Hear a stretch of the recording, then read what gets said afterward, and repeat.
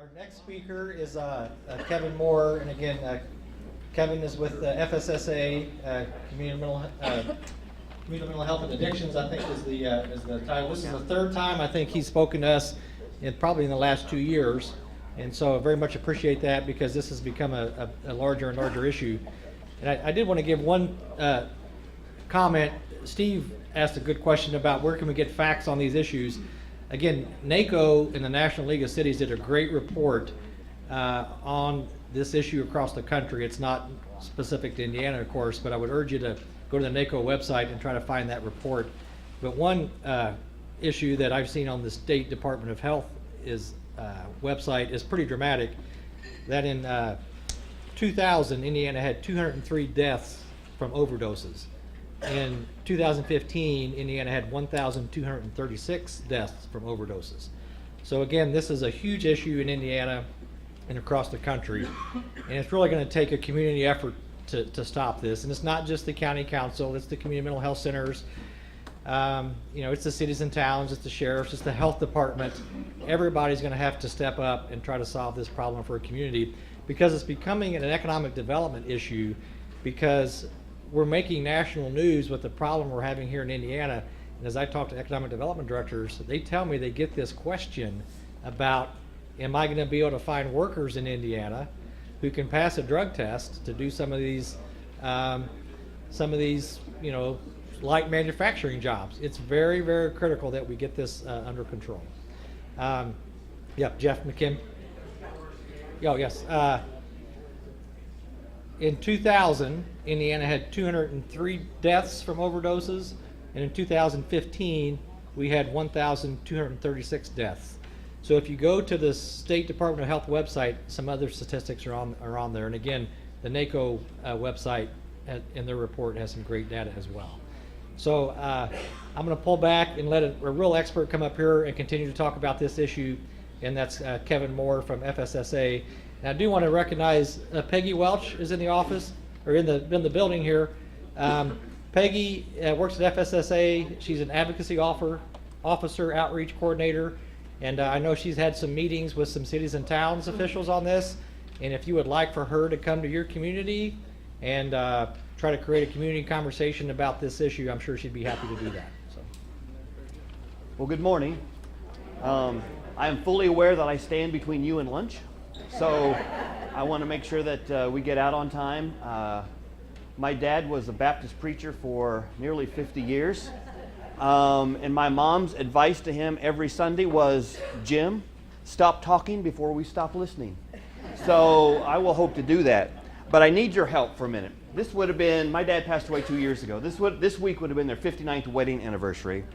And my mom would love it if I could videotape all of you saying, Happy Anniversary, Marge. So on the count of three, if you could shout that out. Ready? 1, 2, 3. Happy Anniversary, Marge. Well, thank you very much. She will love that. And thank you for having me today. Who's here from Hendricks County? All right. I live in Plainfield. Nice to see you. I always like to see who's in the room from hometown. What I want to do today is tell you a little bit about what the division does in its work. I want to talk a lot about opiates and in the U.S. and in Indiana. I want to talk about addiction, and I want to talk about what's going on at the state level that is impacting communities as we speak. You've got a lot of information coming from the national news, local news, health departments, from us, from the feds, about the opiate addiction. There's not a day go by when a lot of my day is focused on what's going on around this current crisis. Within the Family and Social Services Administration, which Peggy is a member of our team, there's 6 care divisions. And those of you in the back, I apologize if that's small. It looked big when I did the template. So Medicaid is the largest funded division because that's where all the money sits to pay for Medicaid. 1 in 5 Hoosiers participates in Medicaid at some level. There's the Division of Disability and Rehab Services, the Division of Aging, the Division of Family Resources, which is the TANF, arm, that's where people go to get signed up for Medicaid. There's the Office of Early Childhood and Out of School Learning. They're managing the pre-K program that just rolled out and was expanded. And then there is the Division of Mental Health and Addiction.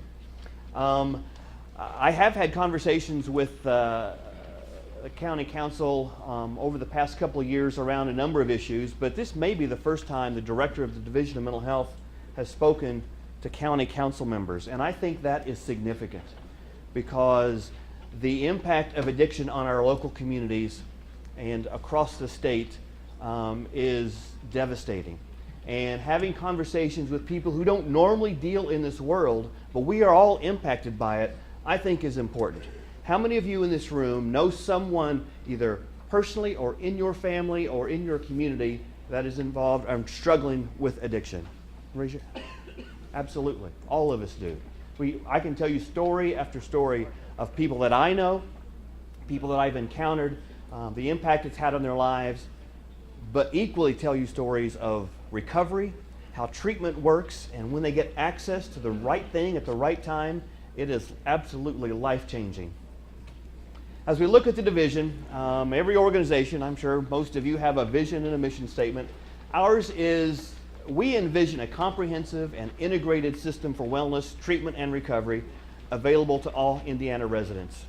Notice that our vision does not mention mental health or addiction. We clearly view mental health and addiction issues as part of overall health. And when people are healthy, their mental health is good, there's not substance use disorders, but when there's a need for that treatment, our job is to promote mental health, prevent substance misuse, and facilitate treatment and recovery across the state. DMHA is charged with setting care standards, and we certify and license providers. Those providers include the mental health centers that Matt just represented, the inpatient psychiatric care units, the residential treatment programs, and the opioid treatment programs, or most commonly known, the methadone clinics across the state. We do quality assurance reviews. We oversee the state psychiatric hospitals. When federal grants come down and it says the state mental health authority or the state substance abuse authority has to be involved in that grant, that sits in my office. We are constantly working to build out the provider network and a lot of work going on around prevention of substance misuse across the state. Yes, we still have 6 state psychiatric hospitals. I hear lots of times from people that say, really, we still have state hospitals? Yes, we have 6 of them, and we have about 840 patients in those hospitals as of today. LaRue Carter, in a year and a half to 2 years, will be disbanded, and we are building a new state hospital on the east side of Indianapolis, and that is under construction as we speak. That will be the new Neurodiagnostic Institute that will bring world-class diagnostic and brain science to our division in order to get the diagnosis right so the treatment can be right and we can get that person in the right program. I don't want to assume that everybody has the same knowledge of substance use disorders across the room. So I just wanted a couple of slides about what substance use disorders are. Substance use disorders occur when the recurrent use of alcohol and or drugs causes clinically significant impairment, including health problems, disability, failure to meet major responsibilities at work, school, and home. And that continued use occurs despite negative consequences. The science around addiction clearly shows that substance use disorders are brain disorders. Substance use disorders result from changes in the brain that occur with repeated use of alcohol or drugs. The circuitry and the wiring in your brain actually changes when you are addicted and you continue to use, in spite of negative consequences. So this is a real confounding problem. Different parties define this problem differently. I just defined it as a brain disorder. Some people call it a medical condition or a genetic condition. I hear lots of conversation that this is a moral failure. Person made a bad choice, they live with the consequences, good for them. That has impacts on how we approach treatment, how we approach recovery, and how we approach those individuals and families impacted. The sources are diverse. There are illicit and illegal drugs. Alcohol is legal, marijuana is not. Prescription drugs are legal, heroin is not. Some of that comes from local sources, some of it is imported. The problem is always emergent and shifting. In the 60s and 70s, heroin was a huge problem in the country. In the 80s, that shifted to cocaine. In the 90s and early 2000s, we struggled and still struggle with methamphetamine. And now we're back. In the early 2000s, it was prescription drug abuse, and now we are back to heroin. It is always something going to be emerging. I heard at a national meeting last month that early data is showing cocaine on the rise in several parts of the country. So it's not necessarily an issue about the drug, it's about addiction and what leads people to that and what we can do about it. And there'll never be just one answer to addiction. There has to be a continuum of options, continuum of treatment options available, from detox to inpatient work to residential treatment, medication-assisted treatment, community supports, recovery supports, sober living homes, faith-based groups, 12-step groups. That's all part of the equipment we need and the resources we need in our fight to support people in recovery. Currently, Indiana sits 15th in the nation for overdose fatalities. So let's talk a little bit about opioids in the U.S. and in Indiana. The top line is the increase of all opioids combined from 2000 to 2015. The second line is commonly prescribed opioids. And you can see that in about 2011, there's a dip. Because as we began to address the prescription drug problem, lots of states, including Indiana, put prescribing limits on physicians. You can only get so many pain pills after a surgery or after a dental appointment than you could before. We all have stories when we've have either us or someone in our family had surgery, had a wisdom tooth pulled, and they go home with 60 Percocets with a prescription for a refill. Well, that's not likely to happen anymore. But also you can see in 2011, as we clamp down on prescription drugs, heroin and other synthetic opiates started to rise. And that's the crisis we face today. Some more statistics. This map shows the number of prescriptions per person prescribed in each state. The dark blue states had almost a prescription for every citizen for opioids in the country. Indiana sits in that. We had for every 100 citizens in Indiana, over 100 opioid prescriptions were written.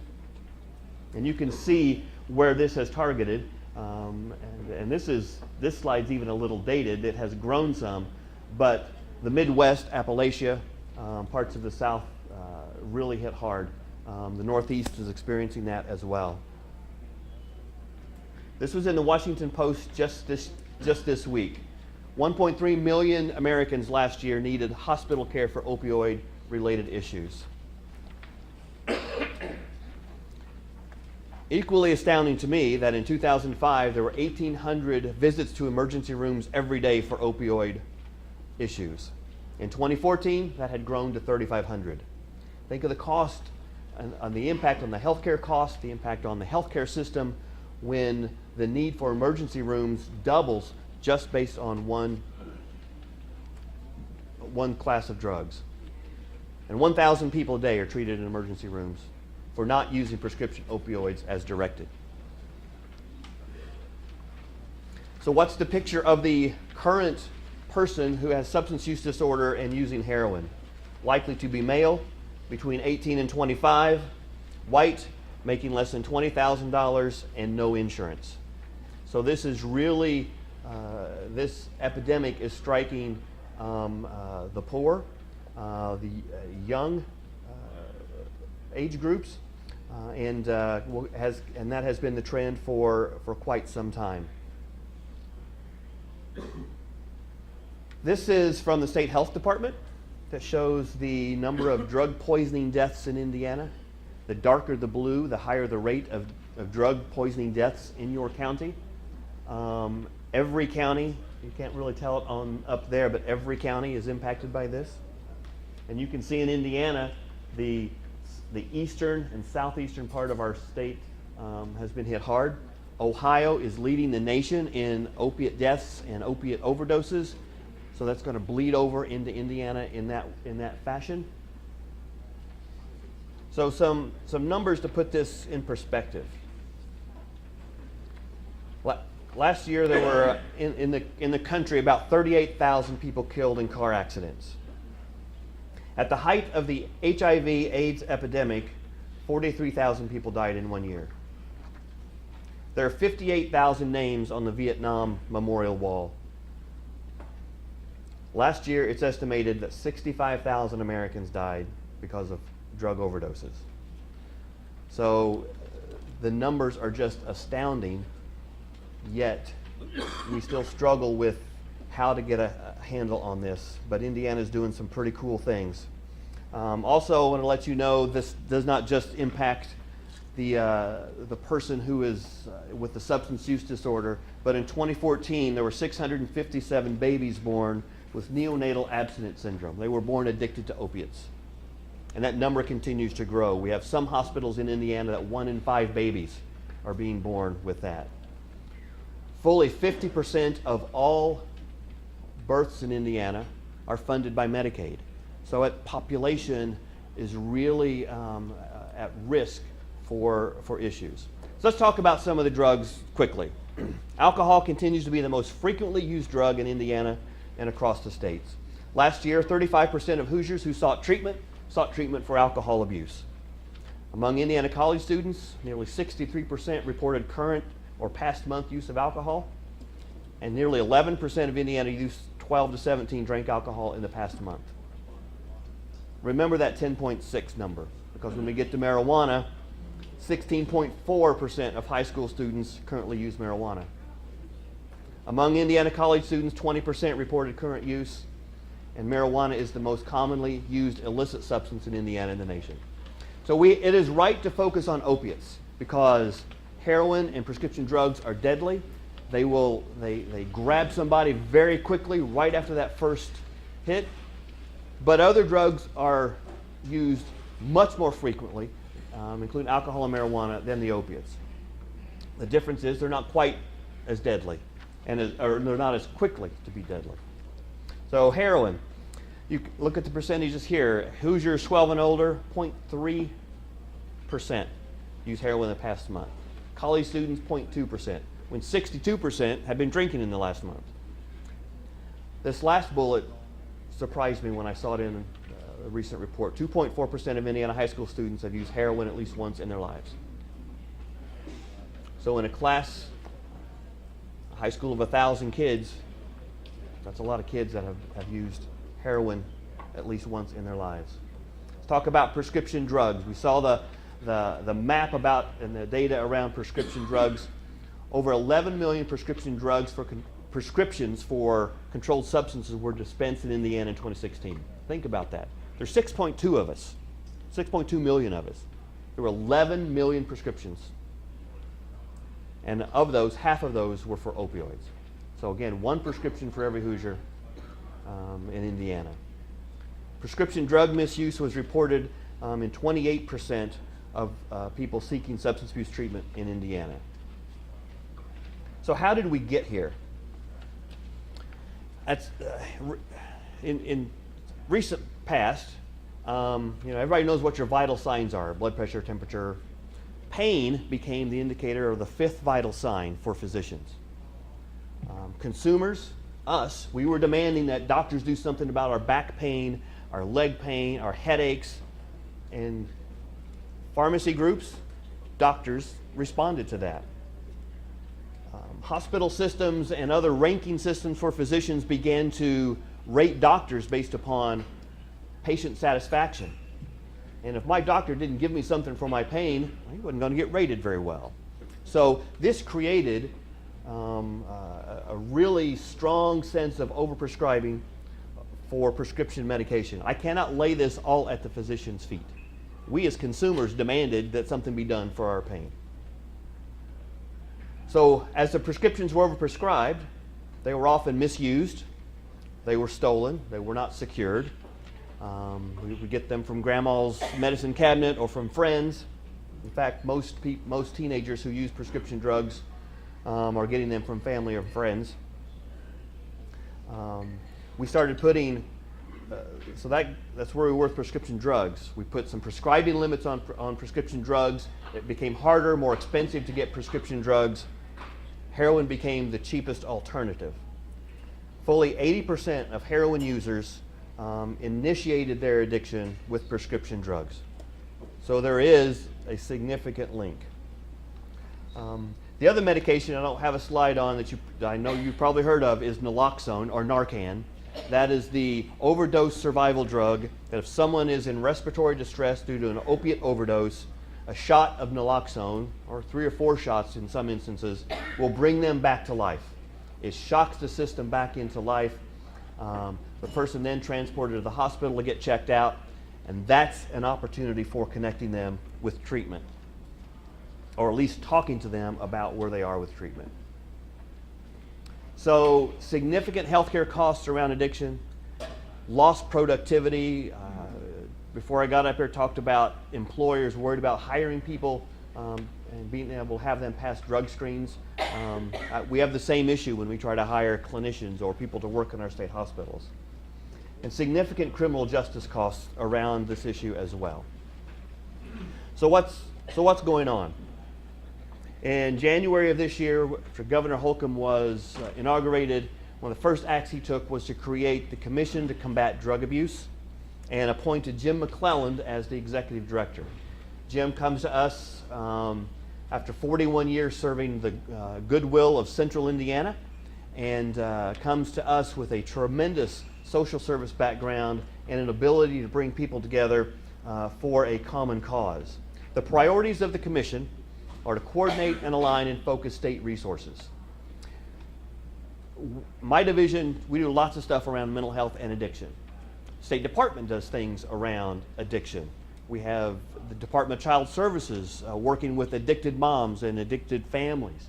We have Homeland Security tracking the use of naloxone. Lots of state resources around this issue.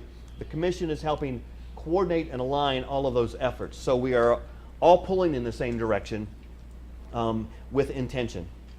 The priority of the Commission is to recognize substance use disorders as a chronic disease. And if you think of other chronic diseases and the cycles of those diseases, my mom has diabetes. She takes a shot every day. She doesn't manage the rest of that, her diet and her activity level. It gets out of whack. And it relapses. She may have a piece of cake and have an issue. We don't call her a sugar addict, but it's the same thing with addiction. It's cycles. There are treatments that can be followed, that can be effective, but it is a chronic disease. We want to make sure that we are incorporating prevention, treatment, and recovery. We've heard from law enforcement for a long time that we will never arrest our way out of this epidemic. Well, I'm standing here as the treatment provider that we will never treat our way out of it either. We've got to treat people that have it and people that will become substance use disorder afflicted in the future, but that first bullet there on prevention has to be part of of what we do and a big part of what we do. The Commission is working to reduce the supply of and demand for illicit substances. They want to be data driven, and there is a strategic plan that was published and made public on May 18th, and I don't know if it's on the Commission website. I can make sure you get it so folks have it. But it really lays out very nicely the role of state government, local government, civic organizations around the issue of addiction. So what's the current treatment landscape look like in Indiana? When I talk about treatment, I'm talking about detoxification facilities, residential living, sober living residences. There are many models of those. We call them halfway houses, transitional living. Some are faith-based, some are not. Some are completely abstinence-based, which means if you want to live here, you cannot be using medication-assisted treatment to help you with your opioid addiction. Others will allow that. Some have job requirements. Others are focused strictly on recovery. Recovery supports is an important part of our treatment landscape. That's stuff around job opportunities and housing. That's opportunities for outpatient treatment. And certainly medication-assisted treatment is part of that overall strategy as well. And there's a couple of links that I provided that if you want to look at available resources in your area or the lack of resources in your area, you can do that. A couple other parts of the treatment landscape, our Medicaid benefits and the benefits in HIP 2.0 are significantly robust for addiction treatment, especially in HIP 2.0. So that is an important connection to people who are between 100 and 138% of federal poverty to have access to care. And Indiana should be very proud of the work that goes on in HIP 2.0 and the connections that it allows people to make to treatment. The other ways to grow access to treatment is to better integrate addiction treatment in primary care. The last 3 times I've been to see my primary care physician, I get the question, do you feel safe at home? Is anyone abusing you? Somehow in the conversation between domestic violence and the Physicians Association, there was a discussion that maybe that's a health issue, and maybe you should ask people about it. I advocate we should be asking people about their addiction as well, and what's your mental health status. Do a brief screening for addiction when people come into the office. There's some that are 3 to 5 questions. So integrating addiction work with primary care is a focus of ours, and we are, and I'll talk about that in just a minute. The use of peers, people in recovery. How many of you are familiar with 12-step model, Alcoholics Anonymous? It's a peer support group with some very clear tenets. Now, the 12 steps aren't for everybody, but the use of peers, having someone with lived experience help alongside somebody in addiction can be very helpful. And then thirdly, the continued and the growth of telemedicine is important as we look to expand addiction treatment. Now, I apologize for these next maps. This is not a statement on the obesity issue in Indiana. This says my lack of technical ability to get this right on the screen. This shows where our current inpatient and residential facilities for addiction are. That's it. We are constantly working with providers to expand. We have expanded recently in Lake County with a couple. There's a new one over in Wayne County in Cambridge City. I think it's Wayne County. Maybe it's Randolph. Wayne? Okay. That must be the Wayne contingent right here. So you can see we've got limited. We have some. Better than some states, not as good as others, but we continually strive to increase that. The next slide, again, not proportioned. The stars are where outpatient treatment programs exist. And you will see Warren, Union, and Tipton counties, there's not a star in your county because there's not a certified addiction treatment provider in your county. There may be services, there may be Alcoholics Anonymous groups, there may be other things going on. But we have a dearth of outpatient providers. We have about 190 currently, and my division is responsible for certifying them. And they continue to grow. But that's the treatment landscape in Indiana. So that's why integration with primary care and the use of peers and every other strategy we can do to increase access is important. Some of our current initiatives, I wanted to talk about some of the things that came out of this last legislative session, as well as some of the federal grant money that is flowing to communities or will start to flow to communities shortly. In 2017, there was a very active legislative session around opiates. There were nearly 30 bills filed around this issue, and these are some of the more significant ones that were passed and we are putting into action as we speak. The first one is an involuntary commitment pilot. Indiana has very good laws on the books for involuntary mental health and addiction treatment. It's very clear, very articulately stated. When studies are done about involuntary commitment laws around the country, Indiana is always at the top because of the structure of our laws. It's very hard to get an involuntary commitment for addiction. So, because when you get an involuntary commitment, it gets filed, a hearing gets set, and that person who has a substance use disorder can come into court and look very normal. They don't look like they have an issue. So that time lapse is difficult. What this legislation says is that in Wayne, Tippecanoe and Marion County, we're going to run a pilot that says if you've been revived by naloxone, you meet the criteria for gravely disabled, and we can commit you for involuntary addiction treatment. There's lots of controversy around forced treatment. I fall in the camp that it's got to be clinically driven. Sometimes the person doesn't know that intervention is necessary, and others have to step in. And even when somebody sits in a jail in a substance use abuse class, or at least they're hearing it, and I think that can be helpful. This pilot is in Wayne, Tippecanoe, and Marion. There's a bill that will allow us to create mobile addiction teams. So those counties with a dearth of providers, we will be creating mobile addiction teams to go in and set up shop 2 or 3 days a week to run addiction programs for people in those counties. We will run 6 of those, and we'll talk about those in just a little bit. We have opportunities to run 2 pilots around neonatal abstinence syndrome. One that will be hospital-based, where we are requiring a hospital system to treat women who are pregnant, follow them through childbirth, and then follow them up to 2 years after the child is born. Because I can tell you, when that child comes home from the hospital, that's a stressful event. And we don't want that to trigger the addiction. We think, the hypothesis is that by doing this prenatally, that we can reduce NICU costs on the back end, which are very expensive. But most importantly, we can have babies not born addicted to opiates. It's not all about cost. There was a bill that says, that talks about Housing First, which is an evidence-based program. This bill originally was around housing for homeless, but it got modified to include homeless and addicted individuals who need to be housed. I'm a firm believer that if somebody has a place to call home, that's a huge step in supporting their recovery.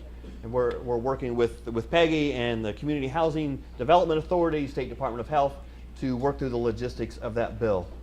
Then there's a pilot in Allen County. Who's here from Allen County? You know? Oh, welcome. This pilot, there's been a large work group in Allen County around how do we work with the drug courts and provide comprehensive treatment for people in the criminal justice system. So there was a bill passed that allows them to create a pilot that we will work with them on. They've identified a building. In that building, they will do detox, they will do residential, they will do transitional housing and outpatient drug treatment for folks coming through their criminal justice system. I think it's got an opportunity to have a huge impact in Fort Wayne and in that county. Recovery Works. How many of you have heard of Recovery Works? Perfect. We've got a lot of work to do. I'm glad that you have. Recovery Works is a fund that comes to my office. We got $20 million for each of the next 2 years to connect felons to mental health and addiction treatment in the community.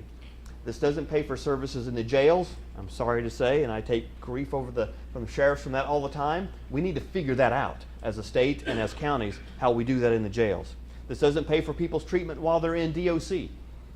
But if they're on diversion, if they're on probation, if they've come out and they're on community corrections, we can help pay for their substance use disorder treatment and their mental health treatment until they get connected to some other insurance, HIP 2.0, employer insurance, those kinds of things. This year, we will have enrolled and serve about 14,000 felons in Indiana through Recovery Works program and spent nearly all of our $20 million doing so. So the legislature a few years back says we're not going to build another prison, but if we're not going to do that, that means more people are going to be in the community. What needs to be done to keep them in the community? I'm expecting at the end of this month the first draft of the data report and the results of year 1 of Recovery Works. What impact have we had? What's it done? And I'm looking forward to getting that information. In April, Indiana received $10.9 million from the federal government from the 21st Century Cures grant. This was a piece of federal legislation that put out $500 million across the country to combat opiates and to treat people with that addiction. We will be using our share of that money to expand residential treatment. we are going to initiate what we call a humanizing campaign. We want to put a face on addiction in Indiana. This is who it is. This is what it is. This is how we as fellow citizens can react to that in a manner that is not stigmatizing, that will not keep people away from treatment. We will do a project called ECHO, which is a series of webinars where we will support physicians and clinicians as they provide drug SUD treatment for people. Lots of physicians feel uncomfortable with it. They weren't trained. They didn't get a lot of that information when they went to medical school. We want to provide them that support through this webinar system called ECHO as they do that. We will be hiring peer recovery specialists and locating them in emergency rooms in high-risk parts of the state. So when somebody comes in after an overdose to the emergency room, there's a peer right there to talk to them about addiction treatment and to find out where they are in their desire to treat. And they will follow them, not literally out of the emergency room, but they will stay in touch with them once that person leaves and in the community to help them get connected to treatment. We have another round of mobile addiction teams. We hope to have 6 teams, 3 out of this grant, 3 out of the bill that just passed, that will allow us to have 6 mobile addiction teams across the state.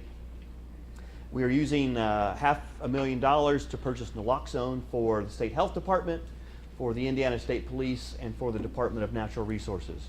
Their conservation officers are seeing people come to state parks and overdose, and we want to make sure they are prepared and equipped with naloxone should they come across that. The other thing is, and there was an article in the Indianapolis Business Journal, IBJ, last week or the week before, about how FSSA, State Health Department, and other agencies are using data collectively across state agencies to make an impact where we can. So the use of data is important to make sure we are working in the right direction. We might think we know what needs to be done. The data helps tell us that. So there are many barriers to treatment. I just want to hit on a couple on how we can overcome them. Certainly access, as we saw on the maps, is an issue. But we can overcome that by knowing what the community needs are, knowing what good addiction treatment looks like, knowing what parts of the continuum need to get built out across the state, and we can be respectful of people and their families who are in recovery. You know, it's one thing to have access. In addiction treatment, there's a concept of stages of change that takes somebody from the pre-contemplation stage, which means they're not even thinking about changing their addiction. They don't even think they have an addiction, all the way through stage 6, which is recovery. But one of those steps is relapse. We know with any chronic disease, relapse is part of it. And it happens with addiction treatment. When I first started working with offenders in the Department of Correction, and we'd send them to the substance abuse group in work release, and they would go out for a pass or on their job and they'd come back and they would test positive for drugs. In the 80s, we kicked them out of substance abuse group. Well, you're not serious about this, so you don't need this. We're going to get somebody in here who's serious about it. Completely wrong thing to do. When somebody relapses, that's the time to wrap around even more services and opportunities for treatment to that individual. Another barrier to treatment rests around stigma. And I talked to lots of people across the state, lots of well-intentioned people, but huge pockets of stigma around addiction and addiction treatment in this state and across the country. We hear it in language. Somebody has a dirty drop, or it's a dirty needle. We use terms like addict and stoner and user, and all of those terms that helps create stigma around that individual. Again, I go back to my mom, who's a diabetic. We don't, when she has trouble with her sugar, we get her the right medical intervention at the right time so she can get her sugar back under control. Same thing with the chronic disease of addiction. Then there's stigma around opportunity. We often hear conversations about those people, or they get what they deserve. But in order to support access to treatment and recovery, there's really got to be an opportunity for hope. And that hope lies in employment and housing and stability and an opportunity to be a productive citizen in each of our communities. So locally, what are some opportunities that that all of us can do? First one revolves around prevention. We cannot state this enough. We've got to get ahead of the addiction crisis in order to make an impact down the road. This involves churches. There's some terrific faith-based interventions. This involves our schools. This involves civic organizations. This involves us and our families. Being able to ask that hard question or have that difficult conversation with someone around what's going on. Kind of get you some help. Let's sit down and talk about this and find some resources. Communities can become what's called a recovery community. That's where opportunity for people in recovery exists, and they have opportunities for employment and other life-changing events that will support their recovery. Recovery communities lift people up. They don't segregate them. We've seen some terrific work in Scott County around this. Some very divergent groups coming together to really create a strong sense of recovery support in that community. It's also a community that welcomes recovery. We often want this issue to be somewhere else, somewhere where we can't see it, but we want this to be out in the light and know people are in recovery. The role of harm reduction is important. The use of naloxone, making sure that we keep people alive. I've heard people say they used, it was their choice. Why do we need to waste money on naloxone? Well, it's important to keep people alive. We keep other people in chronic disease alive. It's important to keep people with addiction alive as well. And naloxone provides us that opportunity for people who overdose on opiates. Syringe service programs are an important part of harm reduction. There are, I believe, 8 counties that have needle exchanges. That's not addiction treatment. That is specific around harm reduction for Hep C and HIV. That's it. But it's an important part of reducing that harm to the community. And then looking at local data. What's going on in your community? What are the overdose arrests or the drug arrests look like? What kind of substances are you seeing? We're seeing some very scary combinations. I just heard on the news yesterday morning, 10 overdoses in Bloomington. Heroin laced with spice.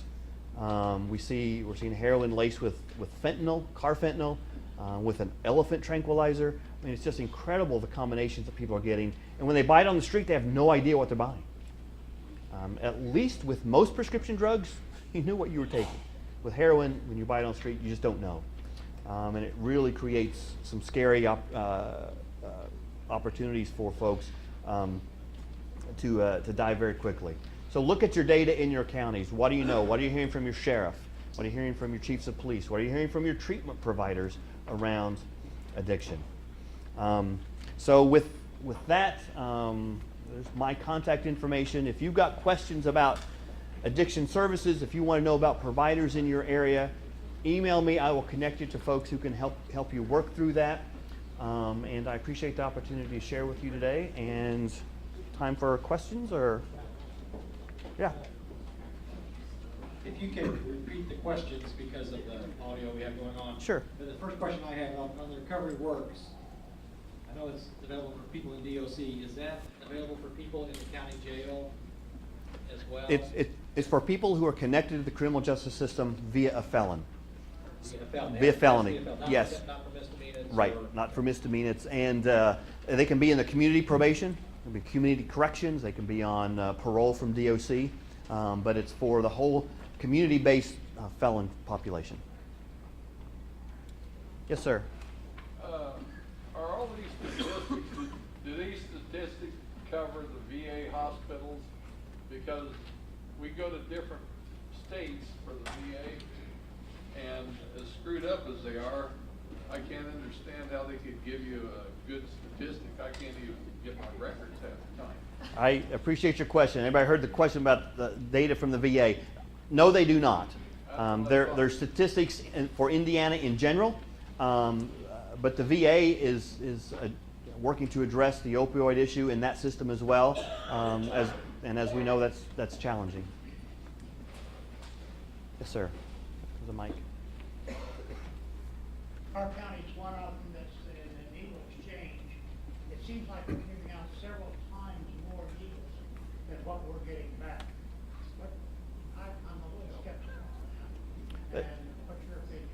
That's a great question around, it's an exchange. You're supposed to turn some in, you get some issued to you.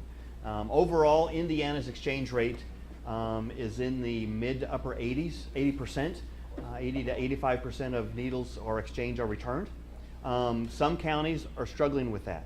And I would suggest we reach out to the State Department of Health for any technical assistance that we might be able to improve those numbers. Good question. Yes, sir. Just a comment. We started the second exchange program, and the year after we started, we saw a 22% reduction in our MC reported cases. So, and we also had a chance to refer some people on and did make some changes. So I understand some reluctance, but it does have positive changes. Thank you for that. As I've talked to one public health nurse who operates the exchange in her county, every time someone comes into exchange, that's an opportunity for discussion around treatment, knowing that 99 times out of 100 that person may not be ready. But that's the opportunity to ask and to make that connection, and they're doing that just like you had seen. So thank you for that. Is there any coordination between you and law enforcement in getting the supply out of the communities?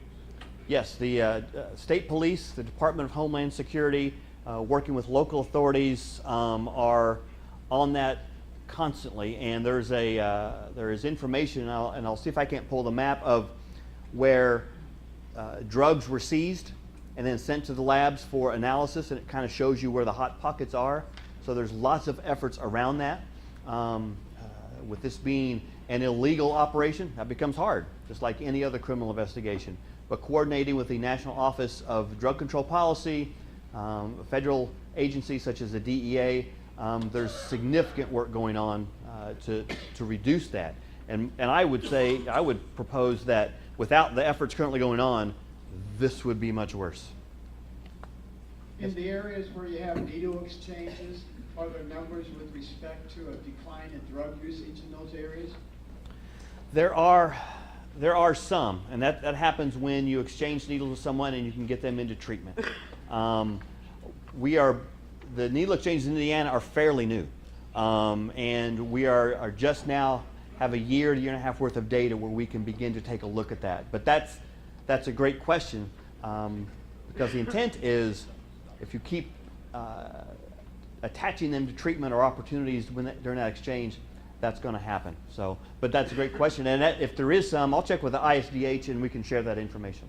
Let's do one last question here, because I know we're ready for lunch. When the drug user is willing to go into treatment, how long is treatment? Is it 30 days, 90 days, 2 years?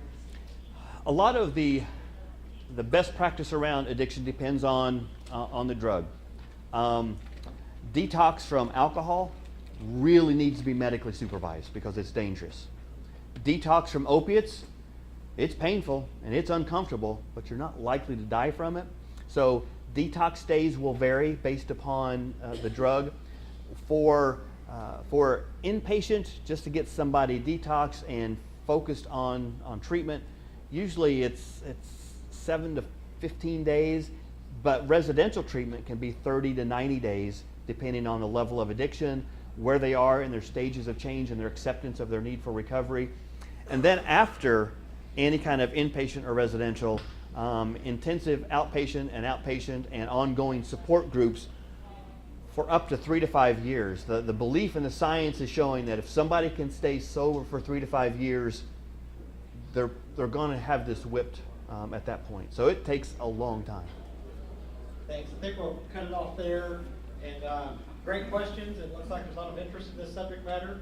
So I'll work with Linda and the Council Association about perhaps having this subject matter again very soon. So Very good.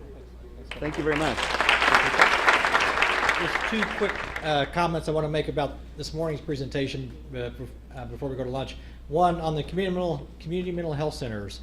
You may not realize, but by statute, there's supposed to be a county council person on every community mental health center's board of directors. And so And then maybe you have one, but we've come to find out in these conversations is if you don't contact them and appoint somebody, they're not going to contact you and ask who do you want.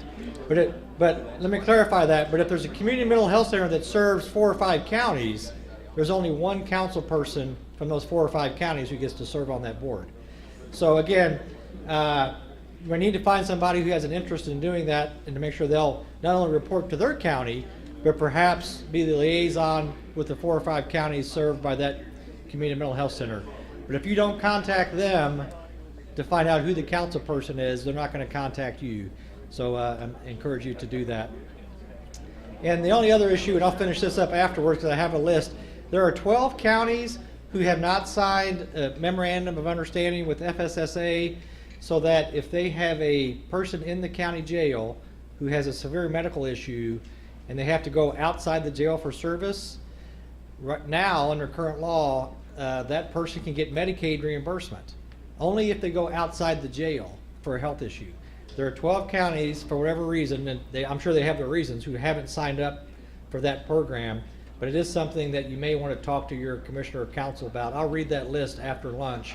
But it is a potential way to help save money.